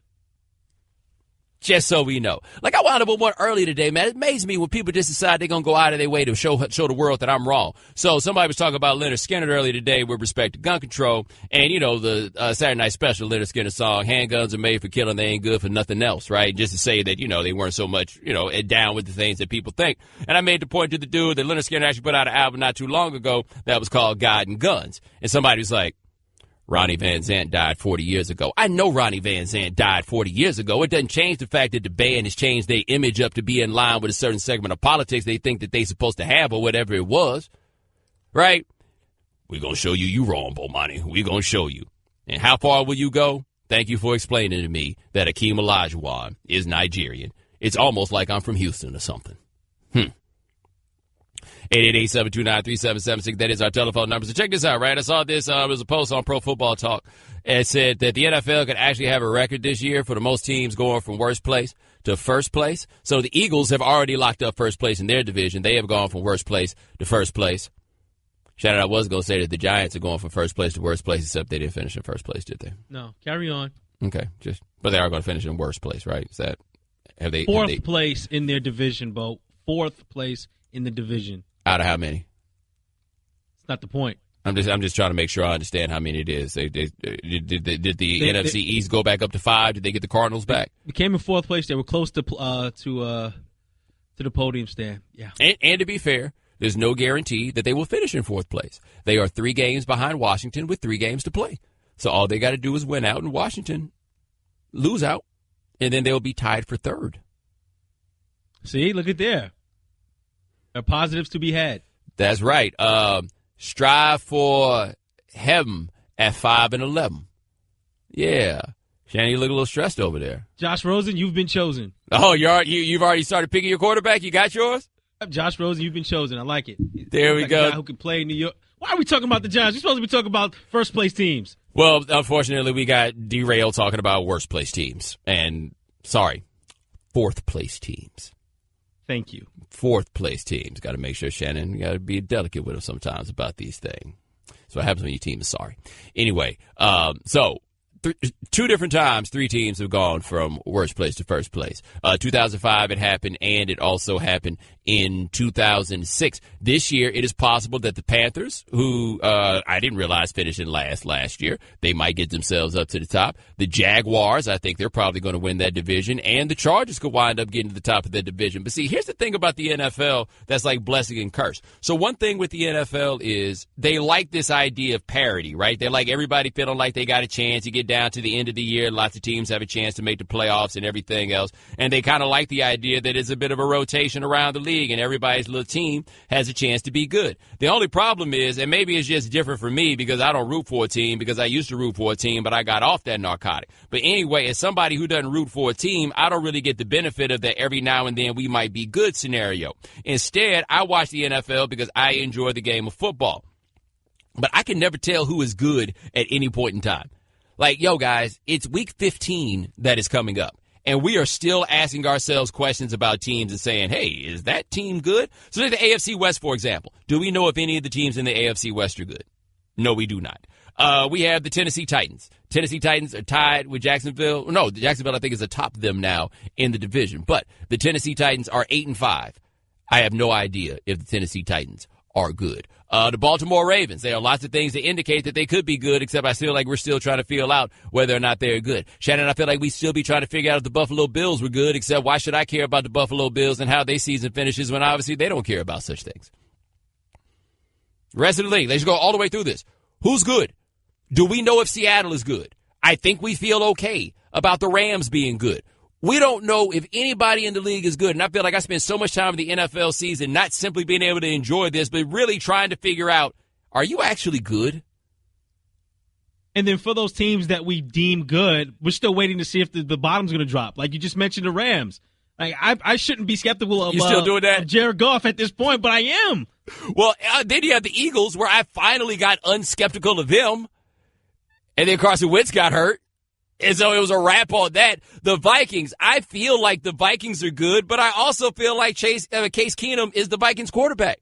And it's going to take a lot more than a few good games to get me excited about that one. Case in point, Nick Foles, whose name is going to come up a lot here. Remember, Nick Foles had the magic 27-touchdown, 2-interception season, and then they wound up getting in the playoffs. I think they played the Saints that year, I think. Anyway, got out there, and Nick Foles is out there looking like boo-boo.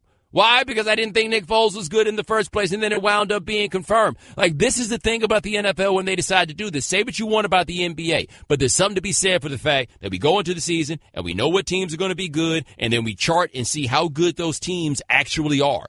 Right? I think there's something beneficial and enjoyable about going about it that way. The NFL, I feel like it's just all mystery, man. All mystery. That's how I feel.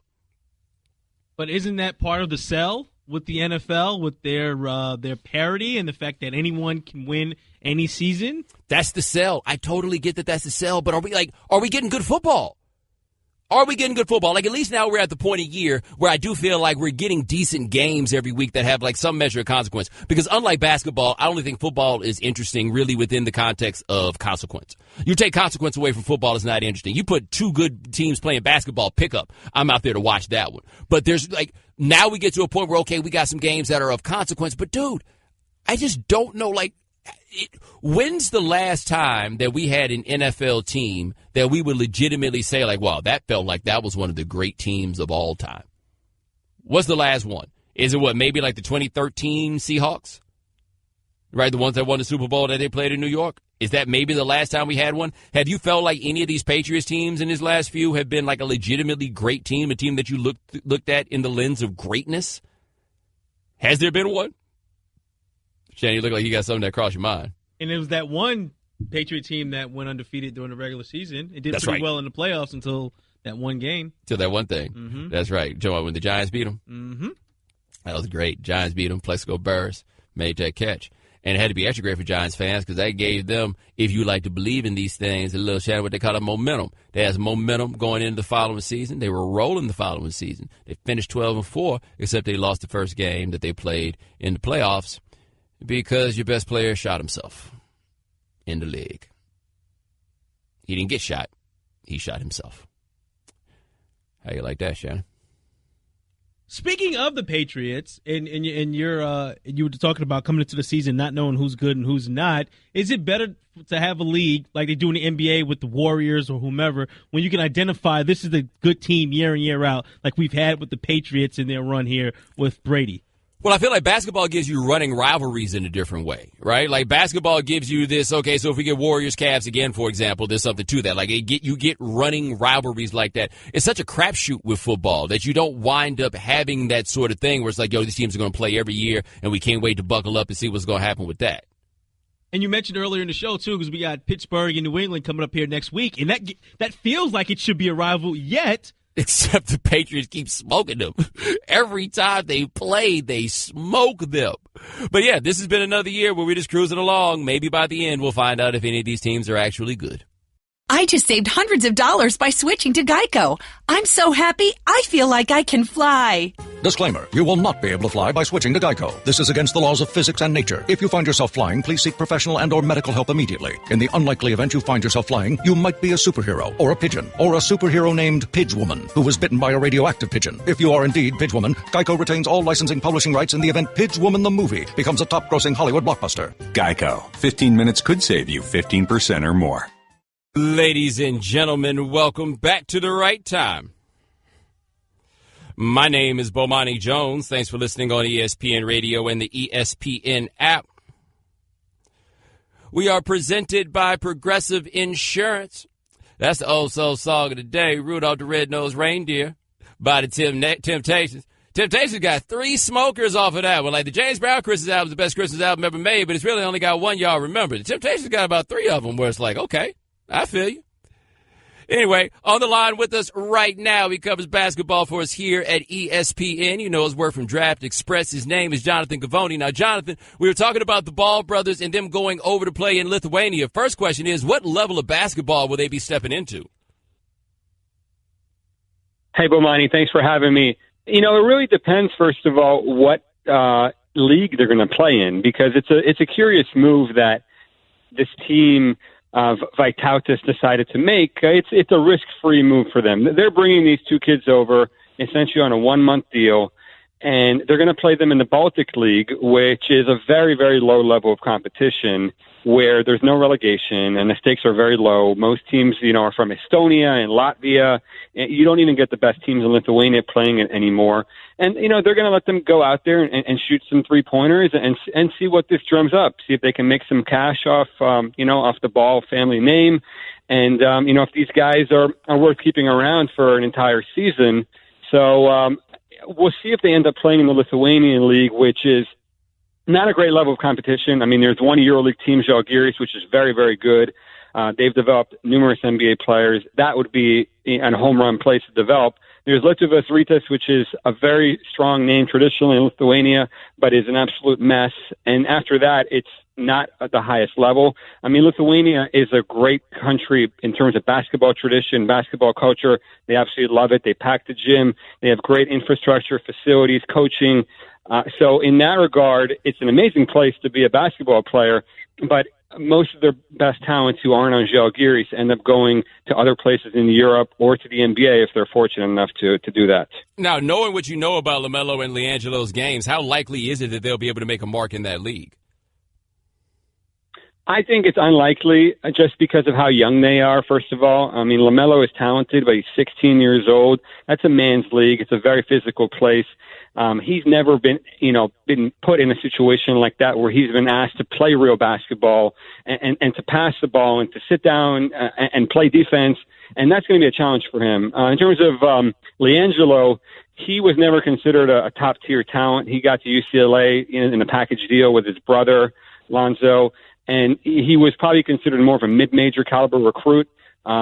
It's possible that after 4 years in college, you could have developed into a guy that could have played professional basketball, maybe at a level like Vaitautas, but at 18 years old with no experience to his name, it's going to be a major challenge for him. And we're not even talking about, all the hoopla around them.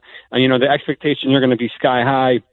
We don't know how they're going to react if, they don't get 25 shots in the first game.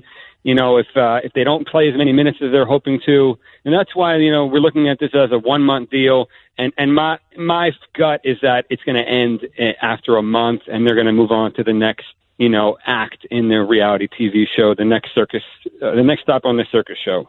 All right, we're talking to Jonathan Givony of ESPN here on The Right Time. Now, LeVar Ball has these grand visions of his boys playing together and everything else, but it seems like the holdup in all these dreams is really how to bring LiAngelo along. Is that fair to say? Well, maybe LaMelo too. There's no guarantees. If you're 16 years old and you're 6'5" and you're an elite level shooter who doesn't really do anything else, there are no guarantees that you're going to play for the Lakers. There's a long ways to go. And if he had continued along a path like Lonzo was on, where he was being challenged every single day and he was playing against elite level competition and he wasn't under, this incredible spotlight of social media, all this, that's not an easy way to develop. And so that's where I think LaMelo is going to have the biggest challenge in terms of his development is, he's got a big target on him right now, and he's going to have to find a place where he can really improve because there's a lot of talented 16-year-olds who were top 10 recruits that didn't play in the NBA. I mean, there's probably thousands of them. So, in terms of LiAngelo, I mean, there's nothing to discuss there. He's not going to play in the NBA, but, he can maybe carve out a career in professional basketball if he, because he can really shoot the ball and he has some size. So there's some value there. But again, what path are they going to be on to get there? All right, talking to Jonathan Givony of ESPN here on The Right Time. Now, the general question that this kind of gets us to is I often hear people who ask the question, why don't more players leave high school and then go play in Europe rather than playing college basketball? How tough of an adjustment are we talking about for guys at this age to talk about going to play overseas? Well, there isn't great upside for the teams in Europe to take an 18-year-old kid and develop him. Maybe if they're willing to come and sign a multi-year contract like guys like Brandon Jennings and Terrence Ferguson did, then, you take the lumps of them not being great as 18-year-olds and then you sell them to the NBA when they're first-round draft picks. That could be enticing because you're going to make $500,000, $600,000 off it. But it just isn't easy for any 18-year-old, I don't care how talented you are, to go and play at this level because these are men, these are serious leagues, and they're well coached and it's physical, and it's just not easy. We see all conference players, guys that were first, second, third team, all ACC. They leave college and as 22, 23-year-olds, and they don't excel right away in Europe. So it's not the NBA. But the level, the gap isn't what it used to be 10, 15 years ago.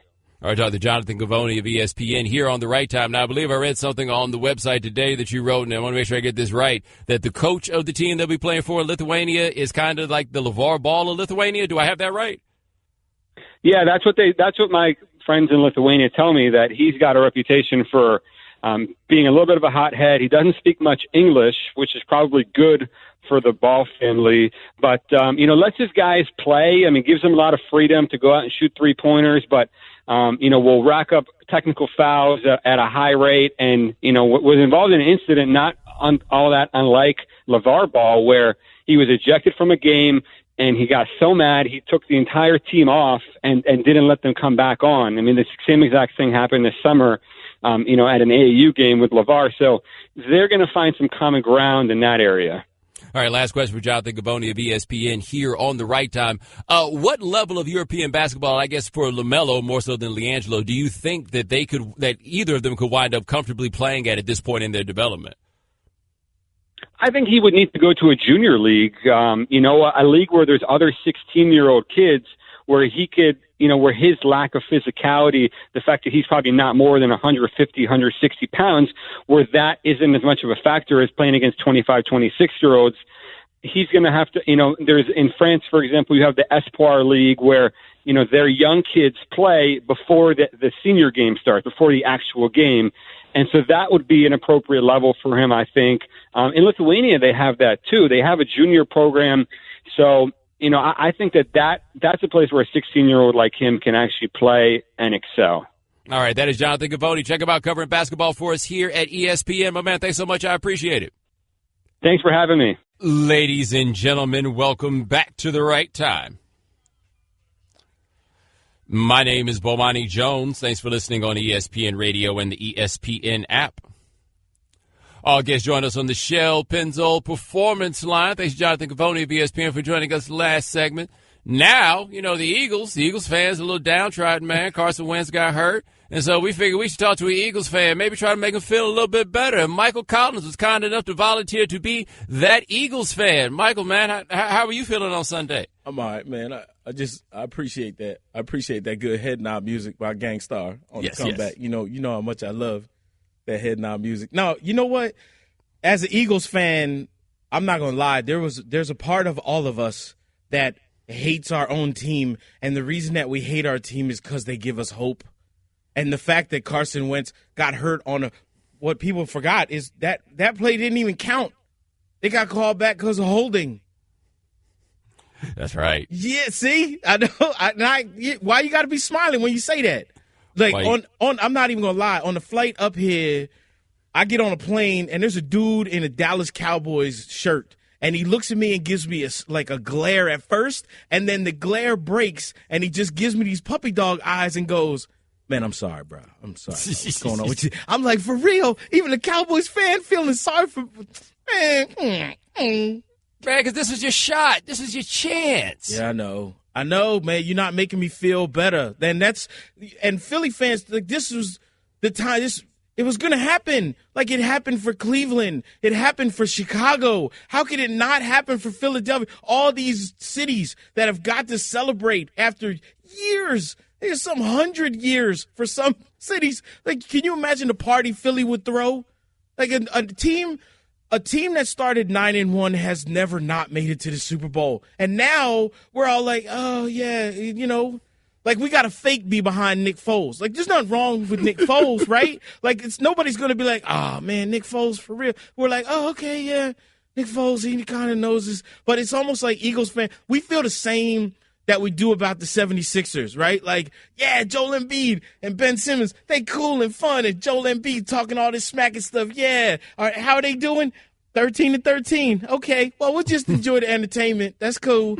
This would be a good time to go get some shirts because they're on discount. Everyone was asking me about this Eagles baseball jersey because they were like, man, where you get that? Listen, if you're going to shop for your team's gear, do it when they suck because it's cheaper. So, like, I got this jersey at TJ Maxx 4 years ago when Chip Kelly was still the coach when we was thinking and he was dismantling the team for $12. That's why I love TJ Maxx. Because you can get your team's gear there, but you got shot when they stink. Did you get a Shady McCoy jersey to go with it, too? Perhaps a Deshaun Jackson? I don't even want to talk about that, man. My 8-year-old still cries when he watches the Buffalo Bills because Shady's on their team. He's mad. He's still mad. We're talking to Michael Collins of ESPN here on The Right Time. Yeah, I got to ask you this. We talked to you about all kinds of stuff, man. What do you think about LeVar sending them boys over to Lithuania? Okay, number one, you got to talk about which one is it, lemon jello or orange jello? Who's the young one? LaMelo, the young one. Yeah, man. lemon jello. That's right, because his hair matches lemon. That's right, lemon jello. Look, no matter how confident you are as a parent, and this dude, he got like confidence coming out of places it should not be coming out of. You sending a 16-year-old. Still child, right? Remember, if this guy gets charged with any kind of crimes, he's going to be charged as a child. You're sending him to Lithuania? Like even the last dude was saying, oh, this is a physical league. So you're sending a 150-pound, 16-year-old over there and with a coach who acts kind of like you? Like, what, you going to move to Lithuania too? Like, if you thought China was – who's coming to save you? That's the other thing I kept thinking about. For this dude who talked all that smack about his kids, like, you think somebody going to come save y'all in Lithuania? Are you crazy? Can you imagine being like LiAngelo? You was partying in Westwood, and now you got to go party in Lithuania? We ain't even bothered to find out what city they in. When's the last time you heard party in Lithuania in the same sentence? I mean, somebody over there partying. Yeah, but you like – that's a house party in somebody. Are you going to a basement party in Lithuania? I'm not. I would not recommend it. You going? Hey man, you going to drink? Here, take this plastic cup. Nah, that's all right. I get my water bottled and imported. I'm good. Like I ain't trusting nothing. Oh nah, that's all right. If you think it's cold up here, you know, imagine what kind of brokeback taxi cabs you gonna be taking to the stadium and stuff over there. You were like, hey, Uber's here. It's a donkey outside. Like, and here a blanket. There you go. Then you send a 16-year-old over there to do that because that's going to be good for his basketball education. Okay. We'll see how that works out. You should have called Ryan Leaf's dad. Ask him how he's doing. We were talking to Michael Collins of ESPN here on the right time. I think quietly, though, the biggest winner here is Lonzo because now his daddy got to go far away. This is very true, but do you think that Lonzo's not going to be able to find some kind of internet connection in Lithuania somewhere so that he's still prominent and makes it on somebody's airwaves? That's the one thing about Lonzo. Lonzo finds a way. Like he just sits around and be like, you know what?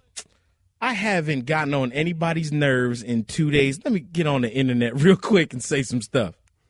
Yeah, that's the thing, though. But even with LeVar over there, I feel like for Lonzo, it'll give him additional time to breathe. That is the good thing. And being on the West Coast, too, he's far, far away, which is good. But the problem is what LeVar did to Lonzo now, Lonzo's got to carry that with him no matter what. Like, there's nowhere that LeVar can go that no matter what Lonzo does. Let's say Lonzo breaks out and has 2 really strong months, right? We're still going to be saying, LeVar, once he gets back from Lithuania, how's this going to work out, right? Like, that's always going to be there now, which is, this is as a parent, like, I don't want to knock out anybody parents, and I'm not knocking out anybody parents, but you now allow everybody else to question what you're doing because of how you did it. Now, is there any golf dad that resembles LeVar Ball in any way? Ooh, yeah, there's a few of them out on the LPGA tour. Ooh, really? Man, oh my goodness, yeah. There's a few of them out. Yeah, there's some there's definitely helicopter parents that are still out there. On the PGA tour, not so much, man, because the way that number one, you don't get anybody under 18 on the PGA tour. It's just not allowed. So even if somebody qualified when they were real, real young, they would never get out there. But you got, on the LPGA tour, there are women that, I say women, but there are young women at 16 years old that still get to compete in some of the events. So there's going to be some parents there. And, there are some overly enthusiastic, I'll use the term, parents that can be out there. It's real. It's like you ever go see a parent yell at their kid without yelling? Like they keep their lips, they like do a ventriloquist act, right? Yeah. So that happens out there sometimes. Golf seems like the absolute worst sport to be trying to play with additional pressure, let alone parental pressure. Can you imagine? Like if you hit a bad shot, and that I can tell you plenty of times where caddies get fired by the parents on a professional golf tour because, the parents don't want to yell at the kid. The parent does yell at the kid, and the kid doesn't necessarily want to take the hit. And it's like the only person standing there shrugging their shoulders. I was just shouldn't have gave it a 7. You was about to say you shouldn't have gave it a 7. I was just trying to keep it clean, man. What you want me to do? Like, if I say 149, that should translate. You got to tell me if you're going to hit a bad shot. I'd have gave you the 6.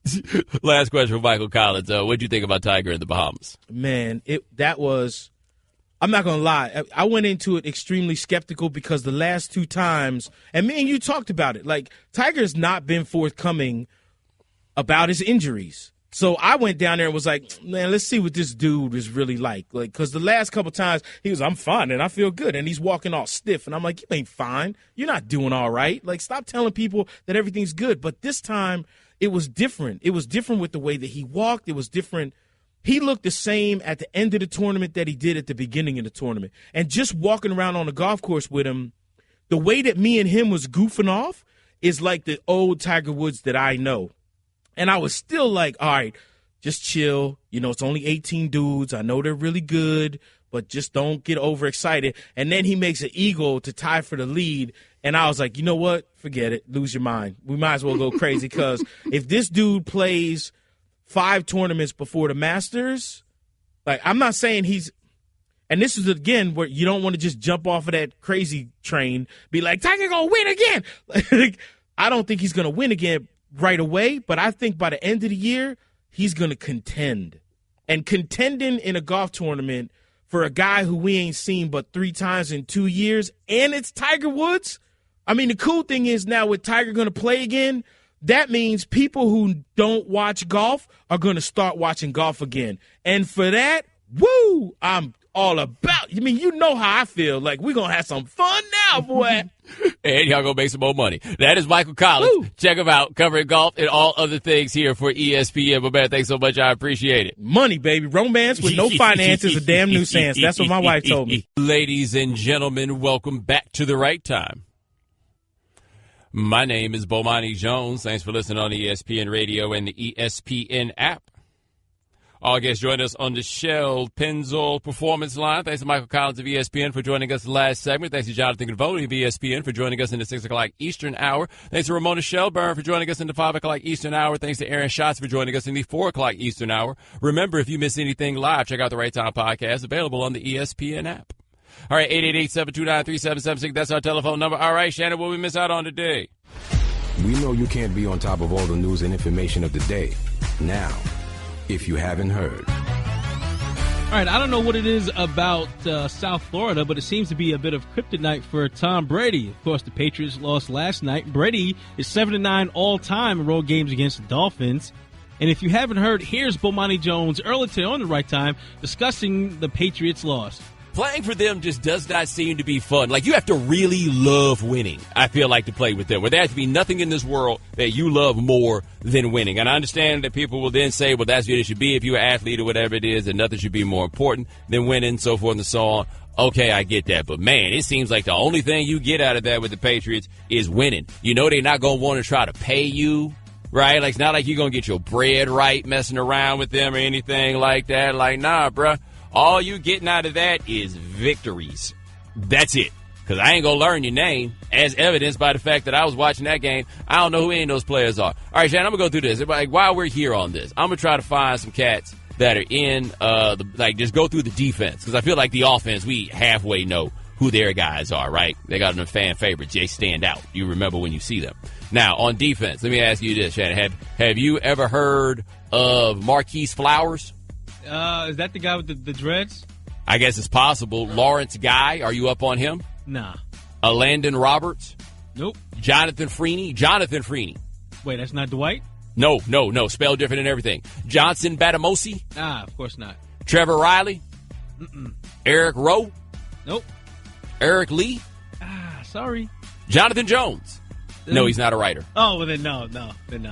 Adam Butler, Jordan Richards, Nicholas Grigsby,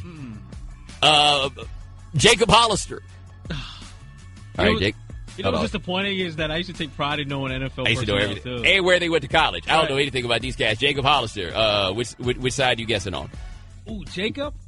Jacob Hollister. Give me a position. Tight end. Oh, well then. And he went to Wyoming. Oh yeah, that's an easy one then. Yes. From Beaverton, Oregon.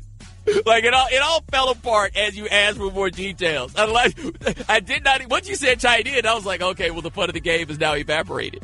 Right. At the end of the New England Patriots roster is like the new Guess Who. All right, seriously, because I still haven't looked up the roster. Were these practice squad dudes or were these guys like actual roster players for the Patriots? I got those out the box score. Like I didn't just pull those off the list. I got those out the box score. Also, like these are like real live. They played players. Last night. They played on Monday. And yes. You know what's crazy about it? I watched the game last night too. All those dudes registered tackles or pass defense or something, but they all made box. All right, Devin Hester. He didn't play this year in the NFL, and he made it official, announcing his retirement. Is it safe to assume that Hester is a guaranteed Hall of Famer? He is not a guaranteed Hall of Famer because we don't really have precedent for somebody getting into the Hall of Fame just running back kicks, and I'm sure that'll come up as a debate. I think he probably makes it in eventually because he is, for me, the best kick returner that there has ever been. But guaranteed to get in, man, the homie Ray Guy just got in, right? And I think people might have been making that argument about him as a punter when he retired. All right, I don't know how I just came around to this because apparently it was posted 6 days ago, but Odell Beckham, as you like to refer to him, one of my mans, he posted he got new ink done, new tattoos on one leg, and he has several famous folks on his leg, including Michael Jackson, Martin Luther King, Malcolm X, Bob Marley. There's Prince. There's a picture of the Mike Tyson Sports Illustrated cover when he was biting Evander Holyfield. Why? He has Heath Ledger's Joker on his thigh with Why So Serious up there. And Tupac, too. Tupac, really? Tupac. Odell sees Tupac. Shannon, what's up with these new dudes, man? Like, you have young children. I feel like you understand the new dude better than I do. What's up with these new dudes? No time to answer.